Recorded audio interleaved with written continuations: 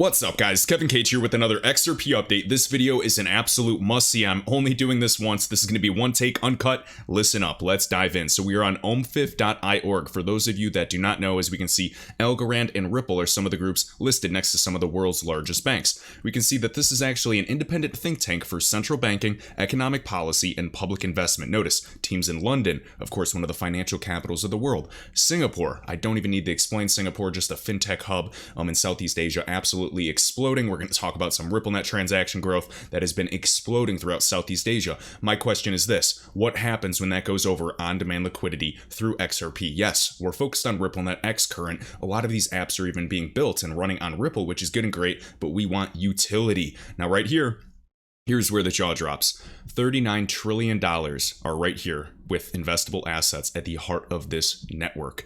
Just a few reasons why I am not letting go of my XRP. This is not financial advice. You guys have to do your own research and decide for yourselves. For me personally, I've seen all I needed to. So let's get back to this. So I must be sleeping under a rock because I didn't even notice that Ripple was added to actually the DMI members. And notice that, of course, Algorand has been a long-time partner, or the symposium partners, alongside with Accenture, one of the first investors into Ripple. We can see HSBC. I don't even need to explain HSBC, 80% of all cross-border payments with, of course, JP Morgan and Citi. And remember Chris Larson having a board position there. Very obvious and a long-time RippleNet partner. We have SDX, of course, a SIX company. I don't need to remind you, but right here, SIX and SBI Digital Asset Holdings announced this plan for Singapore. This is the common denominator, Singapore, guys. In this joint venture, of course, we do know that all these Swiss digital exchanges have listed XRP as well. We can talk about Anchorage, you name it. So just wanted to point that out. I did, in fact, credit, of course, Darren here. So he was actually, and I have the links and retweeted everything earlier before this video, just underlining a lot of these key partners. So keep a close eye on this. And of course, Darren right here, part of the Algorand community, very smart guy, great researcher. So I highly recommend you follow him if you hold any algo. I know we've been long-term proponents of it since even the sub 20 cent days last year. And now I just wish I had more, but now I'm just continuously stacking my XRP bags. That has not changed whatsoever. So I know I tweeted this before we get into more news, and I was just kind of laughing about it because I truly think we are going to be on the right side of history. And I've been consistently stacking profits, as I've shared with some of you, and buying more ZERPs XRP, regardless of all the FUD, F-U-D, fear, uncertainty, and doubt. And truthfully, we are all either going to be seen as the world's biggest idiots or the biggest geniuses when all is said and done in the future. So just wanted to share that. XR Patience with the great thread right here, and then Darren, and then there was something else I wanted to point out, but I really liked it. Oh well, we'll keep moving here. Okay, so covered this, of course. I mean, I don't even need to mention PayPal. We can talk about the Curve connections. ING is also RippleNet, no surprise. I've been seeing Cypherium a lot more than usual, and Visa, of course, acquired Earthport, which is a RippleNet partner, which is just a huge part of their strategy early on. If you remember watching videos in 2014, 2015, this is global domination. Okay, Novi, of course, Facebook, Diem, you guys are familiar with that, huge player. And then, of course, Finality, Fnality, another person or group that we've talked about. All right, so where are we next? Talked about SIX. Right here also. So why was Ripple one of the only distributed ledger technology focused companies that has joined, one of the first that has joined the ISO 222 standards body? Because they're one of the stewards of the space. They're the leaders in the space. They've been educating the world's central banks for years, still to this day actively engaging with the top 40 to 50 banks in the world. This is bridging the legacy with the modern. We need a bridge, of course, because these groups in the correspondent banking network, not just the typical infrastructure, but the old stuff, the legacy stuff, has not been updated in nearly 40 to 50 years. This was all built before the internet, and now we want to give rise to the internet of value. Well, we really have to step up, and I know it's annoying. We have to wait for regulations. We have to adjust the new infrastructure and make it even more modern. And, you know, oddly enough, of course, this pandemic has accelerated these digitization efforts. So right here, you guys can read this for yourselves. Just wanted to cover this because I know there's been a lot more people that have been interested in investing in XRP per even last 2 months or so. And I'm just saying, do what's best for you, but do not lose sight of the horizon. This is what I consider strong fundamentals. Remember ISO, part of the messaging. Ripple, back in the day, it's called the Ripple Protocol. It was essentially one of the standards from the start. So I think that there are big plans ahead. Just my personal choice. You guys can, not believe it. That is completely fine. So they're part of the ISO 222 standards body. And right here, the first member focused on DLT. I think it's because Ripple has one of the first mover advantages in the space. It's extremely obvious. They've been educating these groups for years. Why on earth does PolySci and Ripple, why do they speak at these IMF panels? Even Stellar. One of the Ripple, like the XRP ledger, is one of the longest living blockchains or, distributed networks in existence that has never been hacked, unlike, Bitcoin. All right. I still wish Bitcoin well. I'm just pointing it out. Now, right here, guys, remember, we've done dedicated videos on Vega. Decentralized derivatives protocol Vega raises $5 million now. This is recent from Coinbase Ventures and others. So this round was led by Arrington Capital, Cumberland DRW, with participation from Coinbase Ventures, Parify Capital, CMS Holdings, and many others. So I just want to look at a few things, and then we're going to talk about what we knew in the past. So very interesting, as we can see here. This just came out on March 18th. And as we recall, and I actually wanted to give massive credit to this gentleman, Crypto Alien right here, in investing in Vega protocol. So we've talked about this. This is on coil.com. And who's investing in it? Well, Spring. That is the Ripple funded initiative that's building SDKs and literally focused on the XRP ledger, not on anything else, focusing on XRP utility on-ramps, lowering the barrier to entry. I think that means something. So right here, coil.com, we can see right here, Spring, now today it's called Ripple X, by the way, will continue to engage with DeFi teams, talking about DeFi long ago, before most people even realized Ripple was already in the game from the beginning. It's so funny that a lot of the Uniswap people think that Ripple's behind. They've had a head of DeFi. They're working on this. Do not be fooled. They're working with the banks and listening to customers in a real time on what they need and solving those problems for their customers, not just random people on Twitter. All right, including the derivatives industry, $1 trillion market. So on the low end, even analysts say that it's roughly, 700 trillion, all the way up to, I think, like 1.2, 1.4 quadrillion. It's a very intangible type of market to grasp. Derivatives are essentially anything that can derive value from another underlying asset. So yes, potential is limitless. Swaps, futures, options. And they're pleased to announce that their investment in Vega protocol, so now RippleX is funding this, is a protocol for creating and trading derivatives on a fully decentralized network. Very interesting. As a proof-of-stake protocol, uses Tendermint in a consensus layer, so pay very close attention to all of this, guys. So now we have RippleX backing this initiative long ago. And notice, exploring new use cases for XRP. Then we remember Algorand, we remember Logos Network of DeFi, and then Flare Networks was announced, and now we are just impatiently waiting for one of the biggest things that could potentially ever affect the entire cryptocurrency space, specifically for XRP adoption. All right, right here as well, I already pointed that out, nothing to see here. Oh, good, I already highlighted this in the link. So if you guys are curious, you're following me on Twitter, I'm all good. Now, just a few points here. I did cover this on my last video, but I just want to read through a few important points. So, announcing Brooks Entwistle scaling Ripple's momentum in Southeast Asia. Remember, this common theme is Singapore, of course Japan, of course UK, a lot of these great nations, even the UAE, Brazil. I'm really expecting a lot of growth, and the US just has to catch up and play catch up. And they can, take their time, but it's only going to be hurting them. So, which now includes Singapore-based remittance company BKK Forex. So we have another RippleNet partner. We even said, since even the SEC allegations and the huge XRP crash in December, they kept adding customers, on average 2 customers per week. They're not slowing down. XRP utility is still occurring, the adoption is still happening, and the US is going to have to make a decision soon. Right here, Southeast Asia transactions grew by 10x in 2020. So while the average person freaks out, texts me or sends me a message and says XRP's dead, that's fine, they can sell. But I've just seen too much, I'm holding, I'm accumulating, and I'm not going to change my mind. Overall, even in February last year, we went down to 11 cents. Last time I checked, we're still in 40-50 cent territory, and I'm just simply waiting. The charts are coiling up, and right when people and sentiment gets low, that is when I get excited. And I hope you guys remember the people that did not give up or leave. Like, props to everybody in this community, all great researchers. I still cover plenty of assets because I just cannot live in a tunnel, but I'm not ignoring XRP unless I see something fundamentally wrong with the asset, and it's still one of my largest holdings by far. Unfortunately, though, just to be honest, a lot of my other holdings are starting to pass it, so I've just been using this time to accumulate more XRP, and we'll see if I'm either an idiot or a genius, just like you guys in the future. All right, so you guys can look at this, more RippleNet partners, all good and great.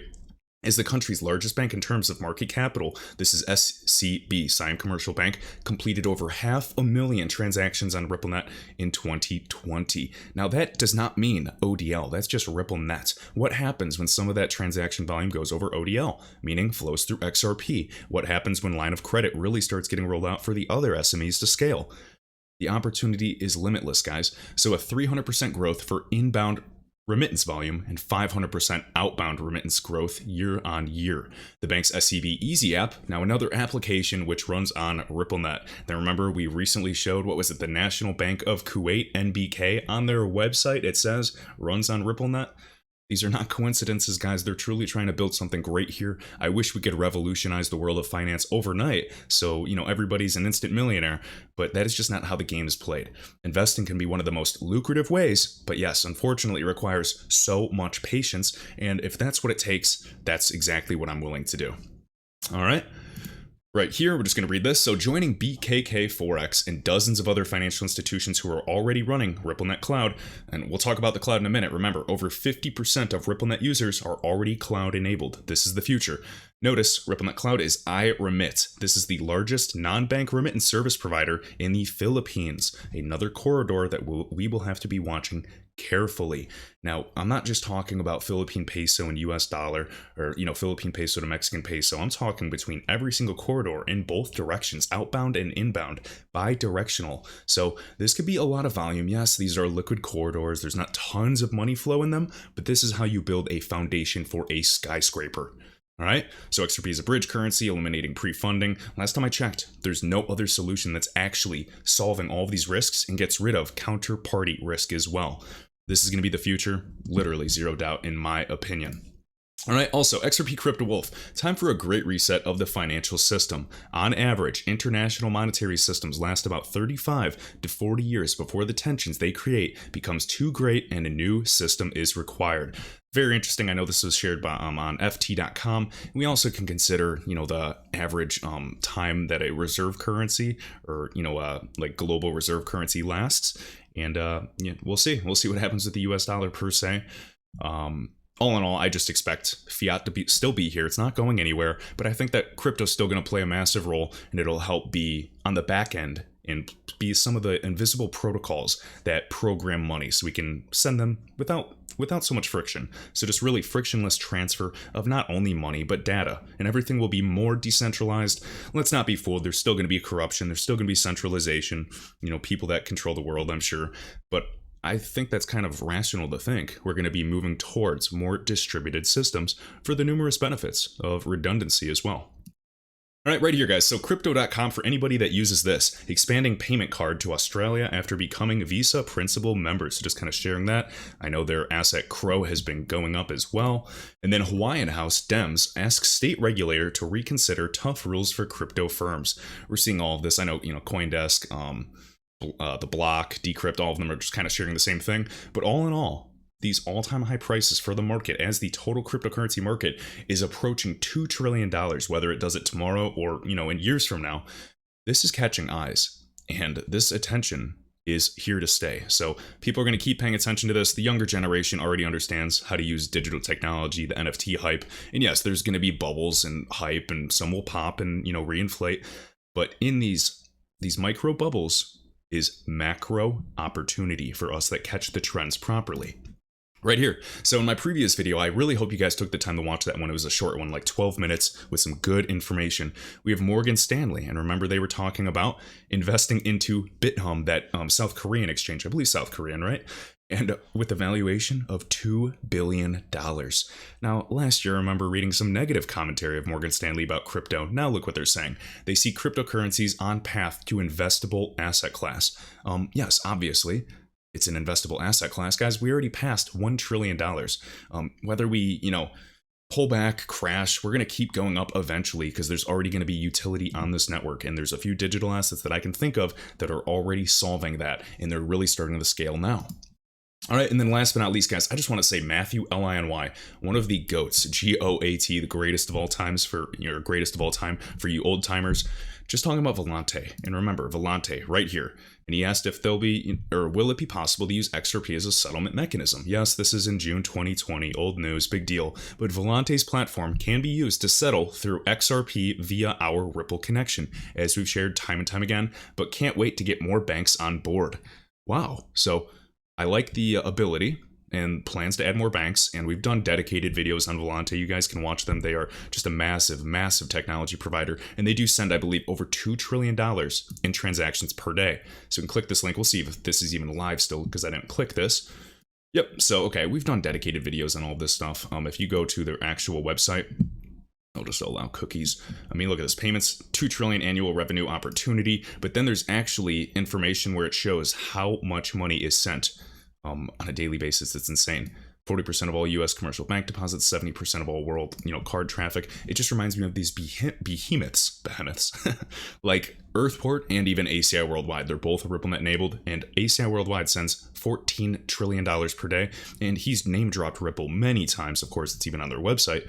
But what did they say? It's like sending like $5 million as fast as you can snap your finger back, consecutively. That is powerful stuff. Now, Volante, of course, involved with even the clearinghouse in the US, but this is just something to pay attention to. Focusing on ISO. Oh, Citi. Remember we talked about HSBC as well? 80% of that monopoly of all cross-border transactions? Well, it's eventually going to be more so leveling the playing field because, yes, these banks, Citi, JP Morgan, and HSBC, which is RippleNet, they make tons of money with this fee structure in the world of transaction banking. I know you guys, people tell me, oh, this crypto's faster, better than XRP or this and that. XRP's use case, in my opinion, was to serve as on-demand liquidity to essentially level the playing field for this transaction banking monopoly. And I think it really is doing a lot of things behind the scenes that we have not seen yet. But hey, I'll believe it when I see it, obviously, when price follows. But I just want to point out there sure are a lot of coincidences in this space. And eventually, I think that will make sense in the future. So let's see if there's anything left in this one. Remember, First American Trust, FSB, selects Volante Technologies as well, Ripple and partner, the US Fedwire as a service in the cloud. And I'm sick of waiting for these delays with even Volante and these big tech providers. But what's good is we are still seeing confirmation, additional validation that they're focusing on real-time payments. So don't lose hope. Do what you have to do. You have my respect, whether you buy, sell, hold, whatever. But I'm just letting you know, I'm holding XRP. I'm still accumulating whenever possible. I have not been able to buy every single dip, unfortunately, like everybody claims. But it's just part of the game. All right, so by automating wire processing, just things that I cannot ignore, okay? Choosing, Volante, and right here, Volpay has a RippleNet API. Yep, so thank you, Agent Brockaloo, and runs as a service, the option with Microsoft Azure. So we've gone through all of this like dozens of times through at least the past few years, but just a few things for any of you newcomers. So I hope you guys enjoyed. Be sure to catch the next video, and I'll also be doing a live stream for patrons and Cage's Trades tomorrow. Have a good weekend.